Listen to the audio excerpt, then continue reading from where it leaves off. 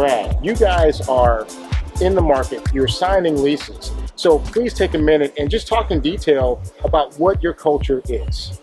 Sure. So I feel like, and we talked about it a little bit before with the move to virtual, I feel like the office space itself is playing a big role in giving us the common ground to have a strong culture. So we define our culture as our core values and with what we call the Cougar Promise, basically the way that we deliver to our customers. And they're very closely related.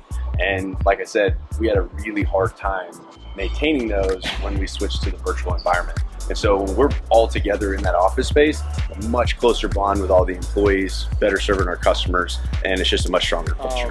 What would your employees say about your culture? So it's a really interesting question, and we ask them twice a year actually. So we do the Gallup Q12 survey, goes through 12 simple, it's actually 13 questions, and we've had really strong feedback. And initially our scores were pretty low, but it really highlighted what we needed to work on. And so we went through a process where we had our core values defined. We brought in a third party, asked open-ended questions to our employees to make sure, to find out what they thought, why they liked working for Cougar, what they thought made the culture. And then we went through a process where we said, okay, do all of these things that y'all came up with fit into our core values, or did we miss something? And everything fit into our existing 3 core values with the exception of one, which was Cougar family oriented. And so we added a new core value throughout that process. Now, a lot of people in our industry want to know, where does the workplace fit in all that? Does your office space, or where you are, your location, or how it's designed, does that play a role at all in your company culture? I think it does, for sure. I think like I said, I think the office space gives us that place to have that common ground to strengthen our culture.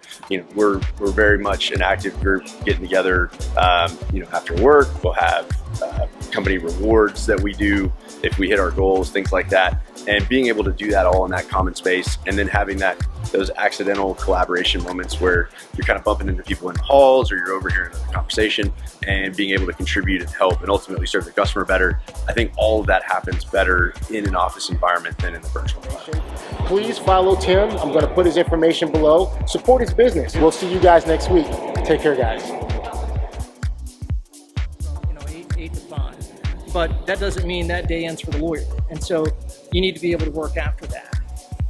Where the flexibility and understanding comes in is, do you need to be working specifically at the office? Do you need to be tethered there? And the answer to that is no. And so